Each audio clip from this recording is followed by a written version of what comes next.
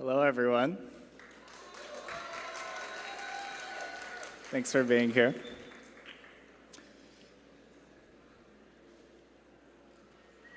This is Da Vinci's perpetual motion machine. It shows a hypothetical machine that can move forever without any external energy. This idea originated in the Middle Ages, where scholars called it a magic wheel. And even though modern physics has proved it impossible, hundreds still, since then, have dedicated their lives to making one. I'm not sure I can make a magic wheel, but I'm interested in how technology can help us create seemingly infinite energy through magic circles, environments that allow us to transcend the normal rules of reality.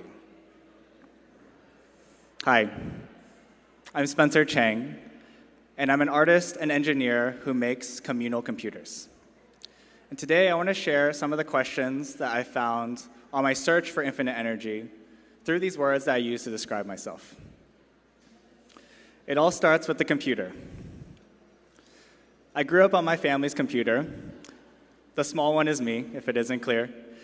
And I was initially drawn to the internet because of how infinite it felt in the games and worlds that I visited. So I started learning to create my own websites and apps. And eventually I realized that all of this software was made by someone else using software. I wanted more people to have this privilege, so I joined a startup working to make software creation as easy as using a spreadsheet. But while the startup optimized for productivity and efficiency, which is what they pitched to businesses, I found myself more interested in the uses of the tool by people that were quote-unquote useless to the business, but still full of personal utility and energy. Things like wedding planners and personalized plant care schedulers. A few years later, I left this job to explore this tension and what would happen if I actually tried to make useless technology, this time as an artist. I started creating websites and environments that had lives of their own and changed over time and with the seasons, regardless of what the user input. I experimented with natural materials like clay and stone and making technology for them. These webstones, as I started calling them, allowed me to give my website to people when I first met them, to grant new fortunes every day in a whimsical ritual, and even embed found objects with audio memories of the places that they came from. Functionally, these weren't so different from scanning a QR code, but experientially, they imbued a sense of magic with the technology that I felt reciprocated by people's energies when I would meet them. They would light up and excitedly tell me new ideas that they wanted to do with it. Inspired by this, I started teaching workshops. And by now, hundreds of people across the world, from New York to Berlin to San Francisco, have created their own webstones. And all of them have come up with things that I would have never imagined. I realized that when we loosen this optimization on scale and efficiency that technology normally prioritizes, it allows people's personal energies and stories to fill the cracks.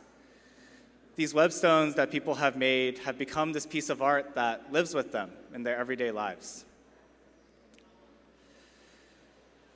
I wanted more people to be able to create spaces like this that would empower us to infuse our stories into the technology that we use every day. So I started circling back to my roots as an engineer and wondered how I could make art that was useful. I created a real-time infrastructure, an open source infrastructure that in just a few lines of code made it possible to design real-time interactions so that the things you did in a digital space happened instantly for everyone else. People have created spaces for thousands to bump into each other on the internet and have a conversation, take internet walks, create mosaics, and ultimately interact with each other with a rich expressiveness that transcends the flatness of traditional social platforms. Through these interactions, I found that the billions of us that use the internet, like you and me, we already know how we want to connect with each other through this space. We just need the infrastructure to allow us to actively shape it.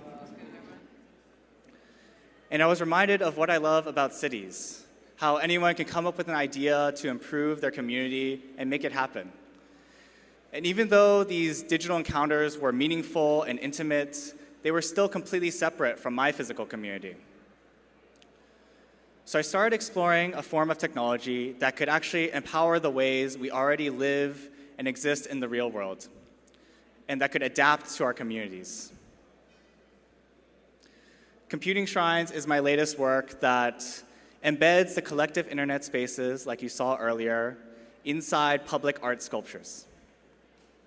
These experiences co-opt our devices, which have been historically individual and divisive, to exchange our stories, hopes, and dreams with each other, with the people who share the same space as us. The shrines are designed to be easily reproducible so that anyone can make their own, and they can contribute their ideas back to the community infrastructure. A few are installed around the corner for demo, so please check them out and leave some traces of yourselves for others to find. And get in touch if you'd like to make your own or host your own in your community or organization. All of my projects have found their way to this idea of infinite energy from different angles.